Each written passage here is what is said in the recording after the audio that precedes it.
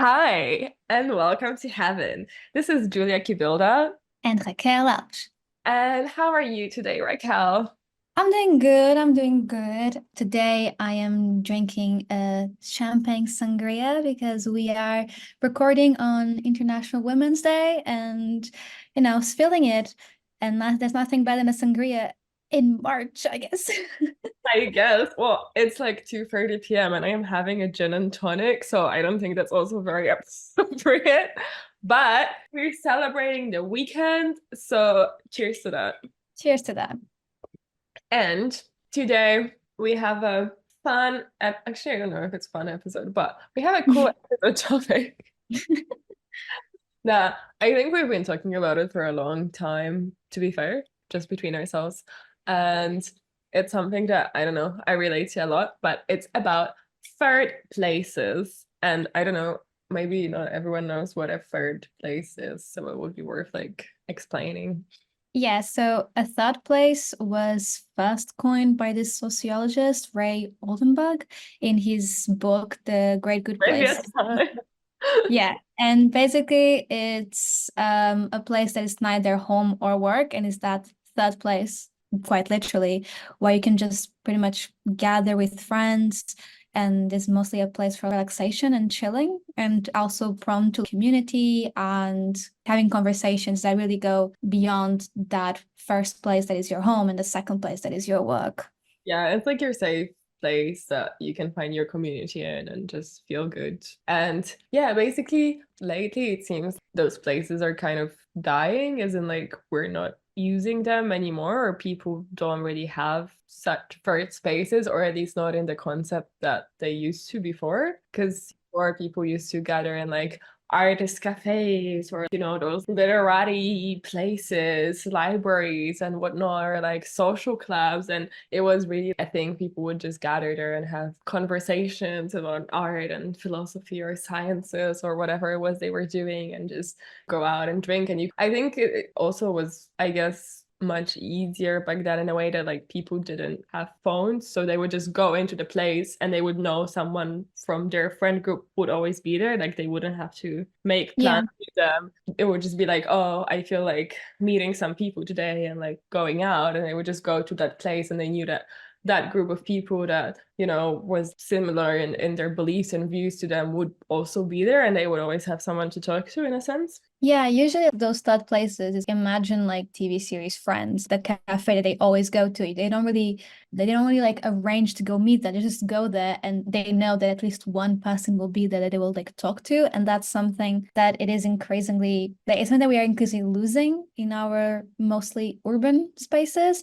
And it's quite of a shame because they're really necessary for yourself and like your own mental health, even to be able to just talk and have conversation with other people that's neither in your workplace or always at home, especially with like the rise of remote working.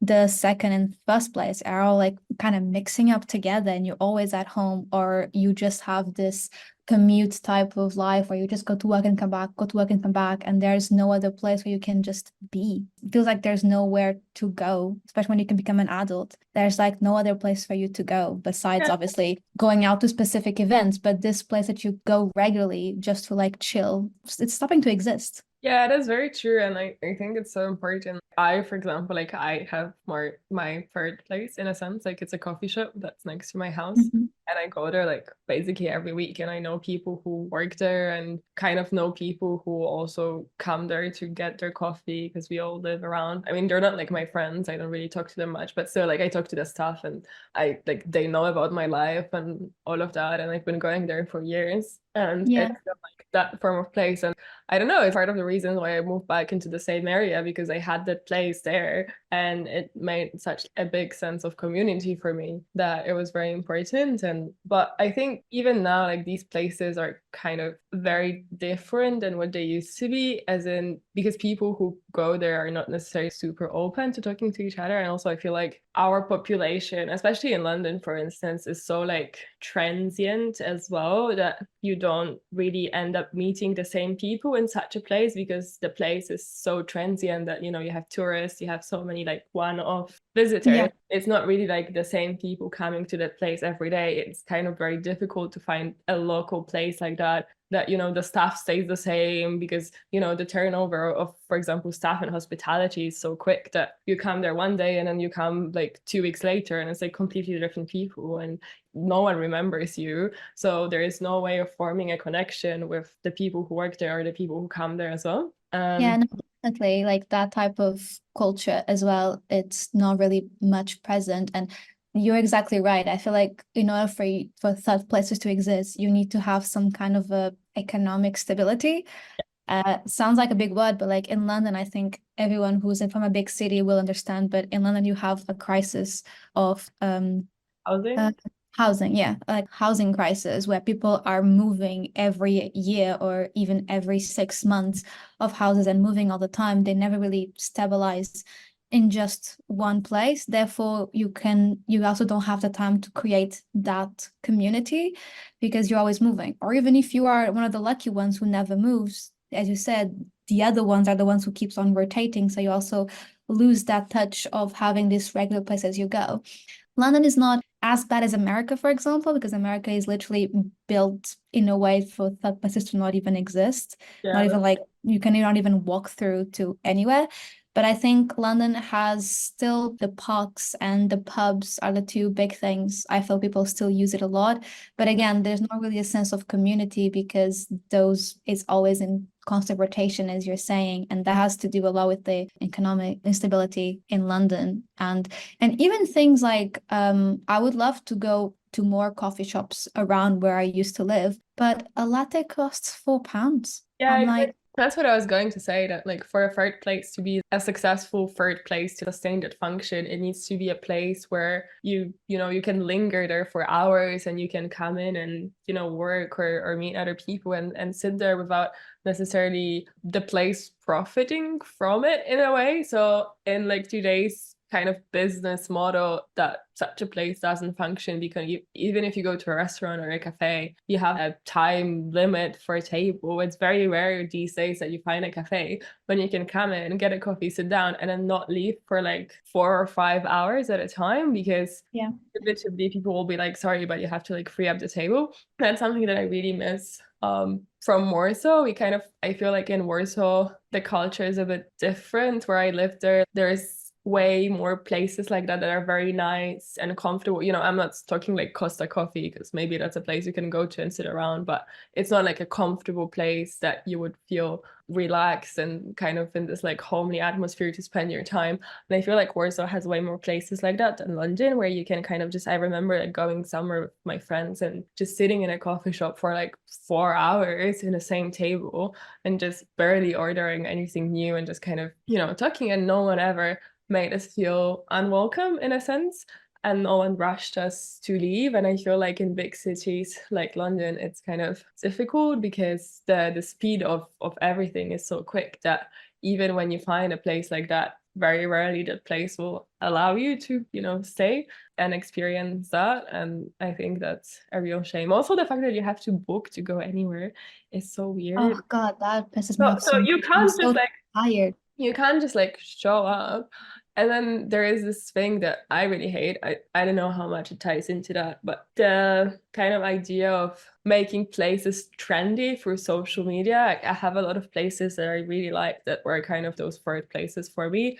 And now I just don't go there anymore because they became viral and it's impossible to even enter because there's so many people just going there because of the hype of the place or whatever. And I feel like I'm not saying gatekeep, but also No, I I get what you wish mean. some places remained as they were and didn't become this way, because in a sense it all kind of fuels this idea of making more money and more profit and making the places more popular. And like on one hand, I'm very happy for them, but on the other, they change completely to sustain this new business model and kind of go along with the whole capitalist race, so trying to sell more stuff, basically. So it kind of all comes down to that. Yeah, definitely. I do like to think that, this whole idea that the third place is devoted to socializing and leisure time and community building, if you think about it, is actually a complete waste of time in terms of quote in quotation marks in a capitalist society. Like speaking about like with friends and just staying there, as you say, for like 5 hours and nothing like actually productive comes of it. So in a society that we sum up speaking with friends is networking, or everyone is just a possibility for monetization, going Yo, for a place on a regular basis, just for relax, not doing anything productive is actually quite radical in today's. And I am actually not surprised that it's so difficult to find where everyone just wants to go viral as soon as possible to be able to make even more money. So no places are actually built with those genuine thoughts of, oh, we just want to provide a service and be a welcoming environment. No, we want to be able to go viral on TikTok and get 500 customers a minute. and that's really sad. And then even if a place like that opens, they very quickly die. Usually, if the owners have like genuine intention of maintaining it, that sort of place inevitably like either has to keep up with it or be forced to die, because there will Yeah. be a place next to it that will open and will become, Yeah, equally. and I think the ones that kind of become third places, they are just third places to people who can actually afford it. So I think, for example, of my partner, he goes climbing a lot and he goes to climbing gyms, and he says that there is a very big community among climbers. It's like one of those few places where literally a stranger would start talking to you, and he made so many friends just of like quick interactions of, oh, you should try maybe this route or do that with your feet or do that with your hands.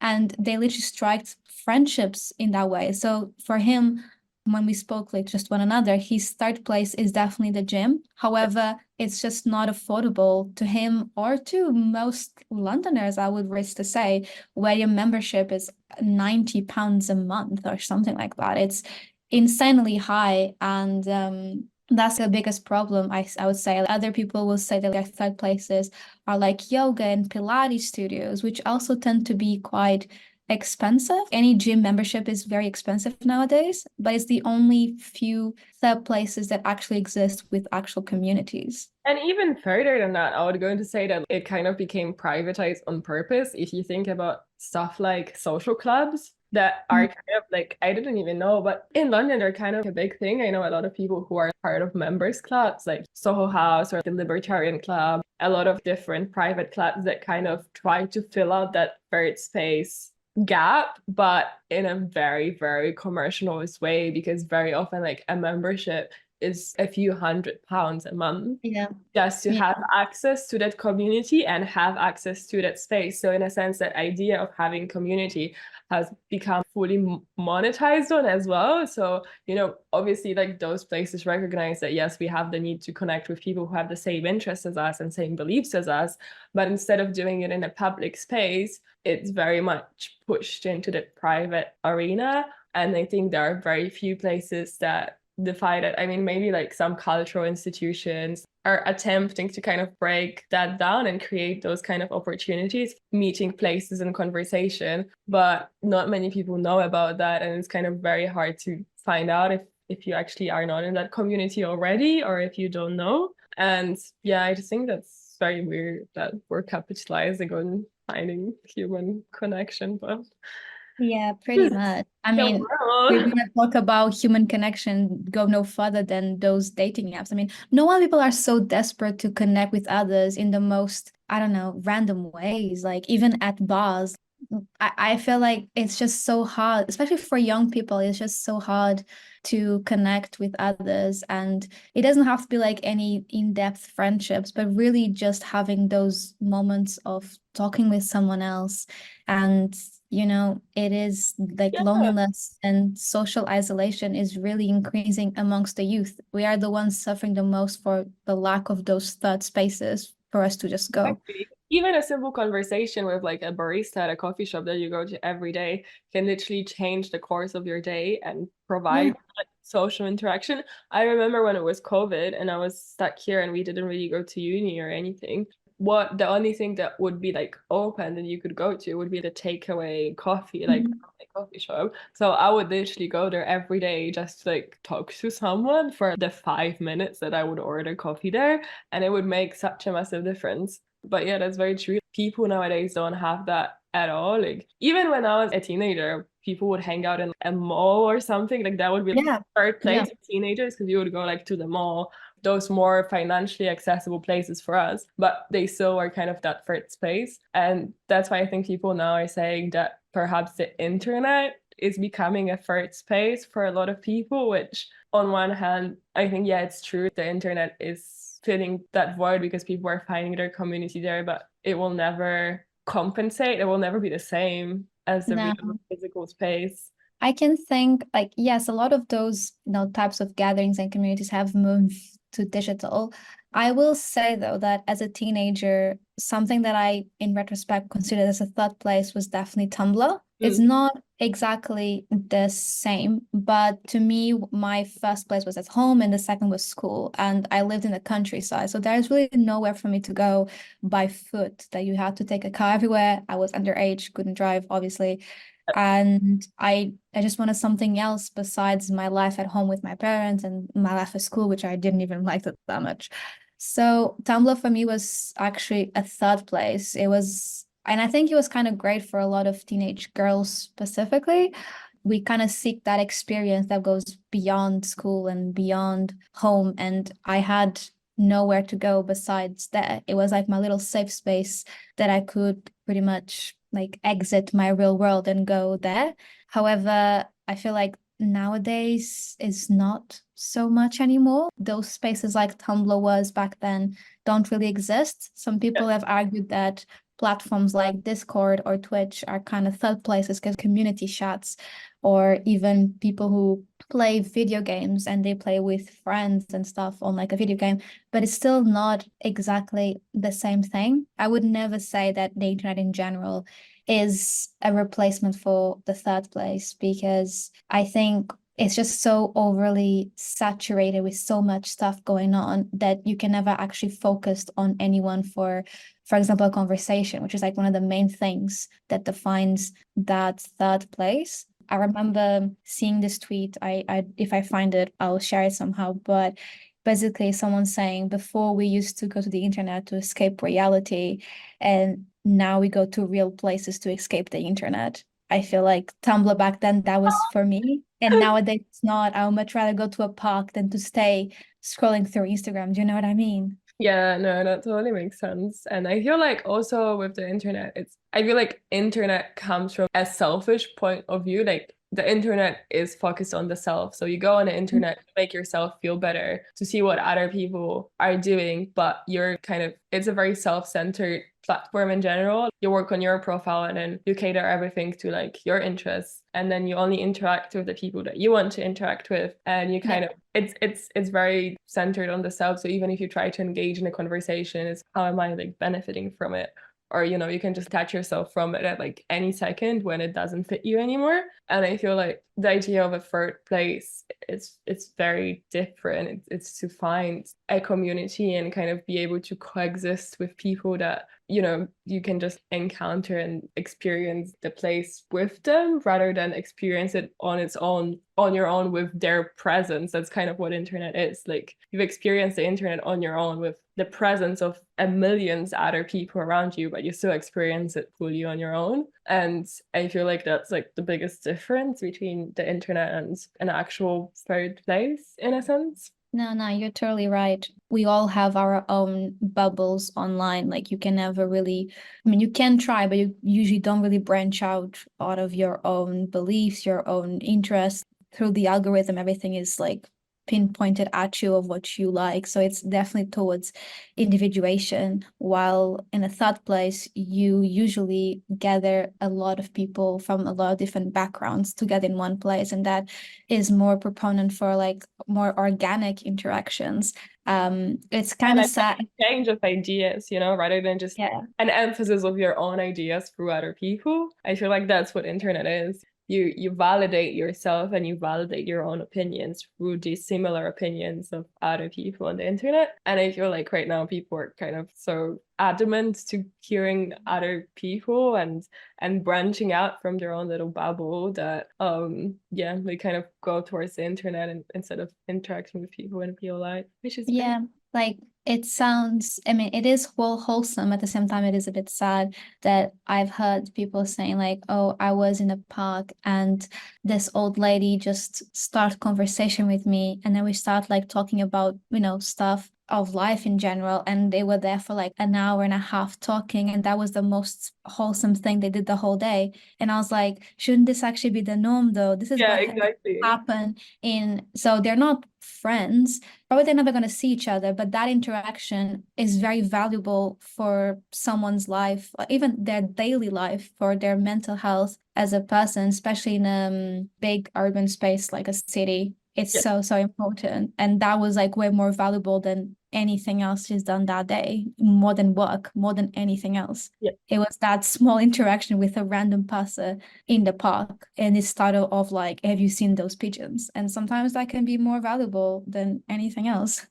No, yeah, that's very true. I feel like those places are really, really needed. And I've heard like some people saying that after COVID, those kind of places are trying to come back, but like that there are like new businesses opening and those kind of places. And I feel like as we said before, it's also very different in Europe or like other countries, and then the US, which was literally built for like those places not to exist. Like, Yeah. there's a lot of factors involved, like accessibility and proximity and things like that. And those are much harder in bigger cities and places where you can't commute without a car or, just easily access it. It's obviously easier in a place like London or Paris or whatever, when you can just leave your house and within like 10 minutes of a walk, you have like 50 coffee shops and whatnot to kind of choose from. But I don't know, I haven't really noticed those kind of places reappearing. And I feel like people are also not used to interacting in those places. I feel like because Mm. of the lack of them, we kind of forgot how to just interact with people. We're so in our phones all the time and kind of closed off to each other. We don't even notice the other people who are in the place around us. I find it like very rare that someone would just strike a conversation with you or comment on like, oh, like what book are you reading or whatever, because they're so afraid of like talking to a stranger, which is just crazy. Yeah, we're definitely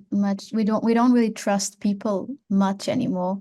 I think the pandemic kind of worsened that situation. I really felt at the time when we were starting to not wear masks, people still pretty much stayed away from one another a lot. So although this type of digital age enforced that, I think the pandemic made it even worse Yeah. somehow. And we just don't trust people. And then, like, obviously, if we think of us women, it's also understandable that we just don't trust any stranger who comes talk to us, because we don't know if that person will just keep on insisting and or even starting harassing you at some point. Which is very sad, because I also would love to have wholesome conversations with a random person on the streets if that was possible. And unfortunately, oftentimes it's never really that, unfortunately. And I think that also puts a lot of people, especially as women, a bit like, ooh, taken aback if a stranger starts talking to us. You put yourself in defensive immediately. But again, the more important for those places to exist, because that won't happen as often on a cafe as it would happen on the streets, for example. Yeah, that's true. Yeah, But people need to feel safe as well. And I think a third place could definitely offer you that if they really existed, to be fair.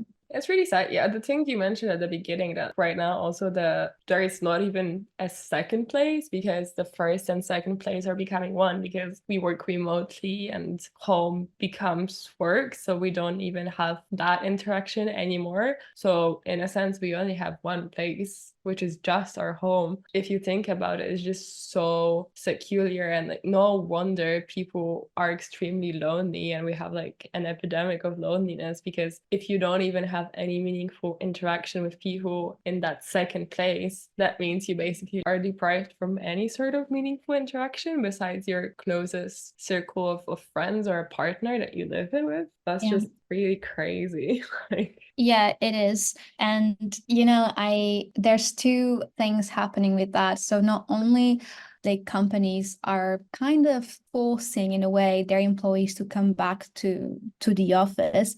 That's not really what the employees really want. I think what they need is that third place, which maybe should actually be turning into a second place at this point, that they really need to just go because they don't want to go from their first place being also a second and then go into a second as well, because that's also that if you still work from home because you have like, I don't know, a hybrid scheme. If you still work from home, but then you also go to the office, it's still pretty much the same in a way. Like, of course, you change the environment with more people, but again, the necessity of a third place is to be able to be with people that are not about work. And I think that's why this people trying to persuade the employees to come back, they're like, this is not what people actually need or actually want. They need that cafe. They need that place where they can go and not think about work. Another kind of forced fake third place is, for example, co-working spaces. So a lot of freelancers who work usually remote can have a place to go and work from home. But again, it's fake because it's all, and even the conversations that you strike with other workers is about work. So sure, you are networking, but it is with a monetization like gain in the end. So there's kind of like a forced faked third place that's actually a second place. You're just finding more second places. You're just finding more places to work. Even cafes are turning a bit into second place to other people who want to work in cafes. That's not, I mean, I love working at cafes, but like you need something else. That third option is what you need, something else. Like you're more than just a working person or just at home. Like you are a social being. Like humans are social beings. We need more than that for ourselves. and like even I catch myself sometimes. I would come home from work and then I'm like, what now? What do I do? I still have a few hours of my day left, and I'm like, I have nothing to do in a sense. It's like my brain is so wired on thinking about work that I don't even fathom a possibility of doing something else. And when I don't have work, my brain just feels lost. It just doesn't know what to do with itself, and it just ends up filling it up with like social media or watching TV, you know? Yeah. So I feel it also like links quite strongly to lack of developing interests and things outside of work, like hobbies and stuff like that, because we brought down everything into a career and the idea that whatever you're doing, even if it's your hobby now, like it must become your career, you must turn it into money, you must turn it into something, you must advertise it, you must do this. And I think we're kind of forgetting of just doing things for ourselves just because we like them with no other like alternative reason for it. And same with going to those places just because we like them and just because we want to, spend some time outside just to do something. But then it comes back to that problem on the beginning. We want to go to those places, but then they're just not affordable. Like I would love to join a pottery club and do pottery like every week or every twice a week. That is so expensive. It's like I can't justify that. I don't have, unfortunately, a lifestyle that can afford that. Like I would love to do that more. And even people who go to the pubs often, I don't go that often because I honestly can't afford it, actually. I can't afford like a pint every day, which sounds so sad, but it's just what it is.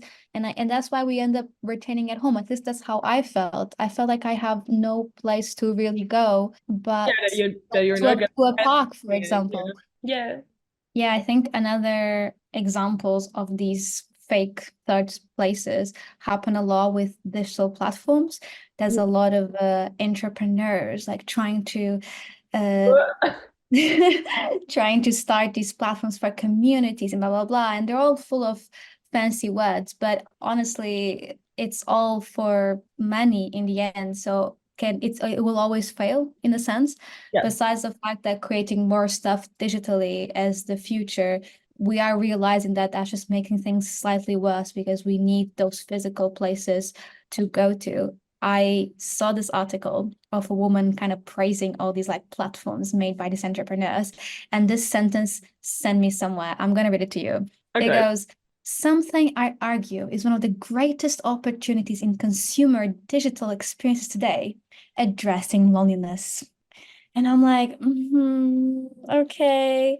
there's like no good thing on here. This just makes you believe that it comes Okay, from a good right. place, but it doesn't. It It looks to doesn't. You're just capitalize for a societal issue instead of fixing yeah, it. you're just trying to fill the gap and like capitalize on people's sadness and loneliness. That's crazy. Also, that's like Yeah. saying it in such a blatant way. Like, I do you not realize how you sound? Like, I don't know. It's just, it's so terrible that people see this and it's globally recognized that, like, yeah, we're like one of the loneliest generations ever. And people are like, yeah, great, let's make more money out of it. Yeah, and connecting with that thing of loneliness and making money with it, I also think there's this link between the lack of third places and hyperconsumption. I feel that microtrends usually have a more rapid addition, also has to do with this emergency of belonging to a certain community. So you do it by acquiring this product that makes you part of a bunch, Yeah. and to fill in that void that you feel that perhaps would be better served with a walk in the park than to buy a Stanley Cup. Very interesting that you mentioned that. It's a very curious thing to look at, but I think it's very true that we're trying to fit in so hard that even if it means fitting in for like 2 weeks, because we're wearing the same thing as someone else or someplace else, we're gonna feel a part of something bigger. But I feel a lot of people are trying to act against this. I know a lot of people my age, our age, that are trying to like establish little collective artists or like writers or whatever and meet up and do like writer clubs or whatever. But the problem is that they don't have the space where to do that. And that's like the biggest issue because no one is allowing them, no one is facilitating them in doing that. So the only place you can do it is like at uni, but then again, it's that second space already. So there is no external place where you could do something like that. There are very, very, very few institutions, usually cultural institutions like galleries or something that allow for that. And it's just really sad because the need is obviously there because you see people interestingly going in that direction and trying to do that, but they just don't have the resources and means to logistically. Yeah. Yeah, and the more I think about it, the more I feel actually a third place is something so simple, and yet it's so complicated to find, and it's so, theorized, and even these entrepreneurs I just talked about, they're like, oh my God, let's make this, and that. Like it's so intricate when literally sometimes it's just a coffee shop or literally is just a park. It's just this little space. There was this cafe slash kind of like a deli place that opened very near my home here in Portugal. And we live more to the countryside, and this space is actually quite popular amongst the neighborhood because it was something that didn't existed, and it opened in the heart of it, and everyone from like the neighborhoods around comes to this coffee shop. And it fits like all the criteria for the third place. Is like walking distance, it's quite central to everyone around you. It's very inexpensive. You can go for free, or you can just get a coffee for 70 cents. Yeah. It's a place where they usually go to just talk, actually. It's almost like they have a coffee, or they have a little biscuit, or they have a little blah, blah, blah, more as an excuse to be there. They want to be there. My mom, for example, is actually a very antisocial person. And ever since this opened, which opened like a year and a half ago already, she goes there almost every day because she likes to be there and talk with the owner, or if people come along, she talk with the people. She comes back home like, I have a new, Oh, gossip to talk to you about. And she is definitely slightly happier. She goes like, oh, Raquel, do you want to go there, have a little coffee before we leave? And that's what's really necessary. That really she could represents a have had the place. coffee at home, like she You might could have have that coffee at done that. home, but that's not what matters. What matters Yeah, is that you're going to go exactly. somewhere else to relax. And it's a place that's not your home space that you're used to a lot of times, and it's not your workplace. It's this third place that was so necessary. And I really am afraid that the place might shut down because of economic reasons, because it's really so special for so many people. Every time I go there and I see the people who frequently go there. It's like all these regular people, and then I sometimes meet someone new. Sometimes I meet people that I already know because of that. Just that simple place, they just serve coffee and a couple of biscuits. It's not that Deep. complicated to have a place like this that could actually make such a difference in a community. And we're talking about a small community in the countryside. Imagine in a city how much power it can actually have, a little public or private, but still very inexpensive and affordable for the people. Like, it's really so important. Yeah, that's very true. In a sense, I feel like it's a bit harder in the city because you generally have a bigger community. So it's much harder to create something that appeals to people and doesn't become like overcrowded or kind of inaccessible because of the amount of people that go there, so that the people who are more able will make it inaccessible to the others. I feel like that's what happens a lot in big cities. That, for example, I live in quite an expensive area, let's say in London, and there are a lot of those nice spaces, but people would just occupy them because they can afford to whatever be there all the time, or like they don't have to work, so they're able to wait in line for a table or whatever, and they kind of push away the other people who would also like to experience it, but they just don't have the means to. Yeah. I was in a restaurant yesterday, and it's this quite new restaurant that opened, and I found about it on the internet, and I was like, oh, this looks cool, let me go. And they don't take any bookings, and there was a queue outside, and I think he waited for 30 minutes or something, so I'd say like quite long. But then the woman told us that we were actually very lucky, and usually people queue up for 2 to 2.5 hours. That's insane. And it's literally just a pizza place. Like it was very good, don't get me wrong. I still enjoyed it a lot, but is it the best food I've ever had in my life? No. Yeah. Would it have been worth it waiting for 2.5 hours in the cold? Absolutely fucking not. I would have been super pissed. I would probably never do that in the first place. But I feel like people long so much to go to like those trendy places that other people go to for that very same reason, that they hope that they will kind of fit in a sort of community, and then they will be able to share like, oh yeah, I've been to that place too. I also ate there. I also have the same experience as you do. And it's kind of, yeah, links back to that very same thing. Yeah, I mean, that does happen a lot. I mean, I feel that a lot in Lisbon, and it really puts all the locals a bit away because nothing is genuine anymore. It's just to create more clicks, more views, more blah, blah, blah. And it's really annoying. And even when we speak, when you said about like all those cafes in Paris that, historically known for these types of gatherings and hangouts, those cafes don't exist anymore in Paris. Oh, All those like quote unquote famous cafes, they're all hyperly gentrified. And it's so sad because that same thing you idolize so much, you you're kind of killed it. buying It it, yeah. doesn't exist. Yeah, you're destroying it. It's not exist anymore because of this hyper consumption. Like even consumption of places, you hyper consuming places, and they stop being what they should be about, that is this community gathering type of place.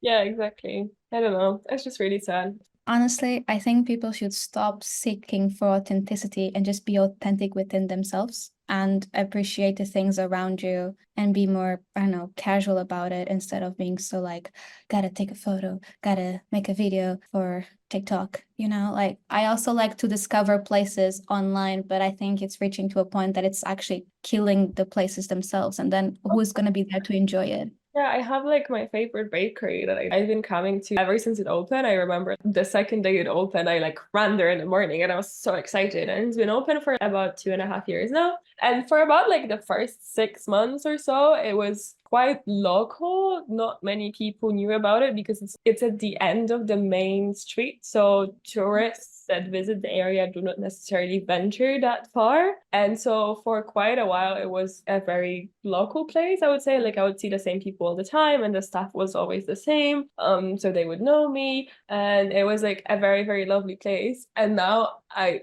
genuinely don't go there because if you go, there is a line of 50 people outside with their phones taking pictures of absolutely everything, just thinking about which pastry to buy, not because they will like it, but because it's gonna look good on the picture.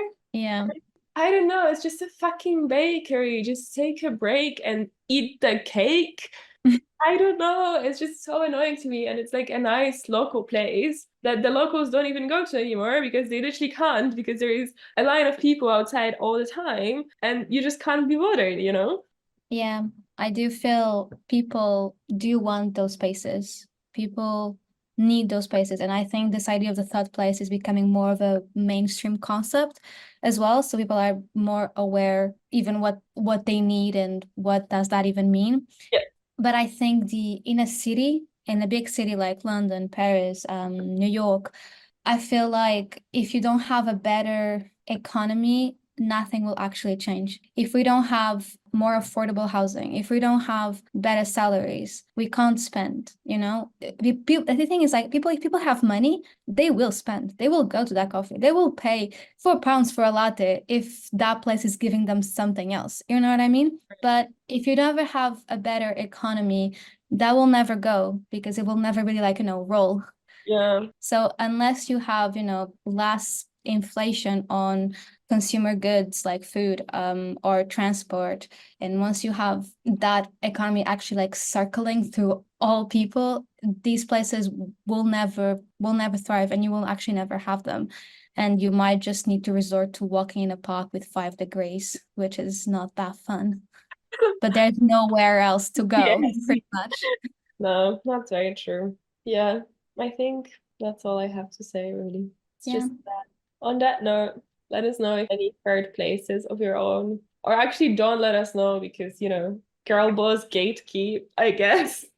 Keep them to You can yourself. you can mention it, but don't say exactly which one it is, so that no one goes after your third place, and you can still keep it for yourself. But mention if you have Exactly. one and what it's like. Yeah, for sure. Exactly. Yeah, I wish some places just remained undiscovered. They were so nice. I know it's kind of a difficult topic because we're always like, oh, don't gatekeep. But then perhaps it would be better if we kept some stuff for ourselves. Everyone has their own little secret space they like to go. I know. And for example, the bakery, I'm very passionate about pastries. So I went there because I am genuinely a lover of baked goods. And some people go there and they don't even want to eat anything. And I'm just like, why would you do that if you don't even want to experience it? Why would you make yourself go just because it's popular? That's so weird to me. Anyways, on that note, treasure those places if you have them because they will not last forever. Yeah, definitely treasure those places. And if you find more, actually keep it for yourself and your friends. Don't let the general public to know, actually. We Okay, need to don't keep don't them. don't post TikToks about it for sure. Because if No, it don't. goes The viral, location, don't know her. Never heard of it. never heard of her. The name, no, actually, I don't know. Just passed it by accident. All right. And that'll be all for today. Thank you for listening so far, and we'll speak to you on our next episode. Bye. Bye.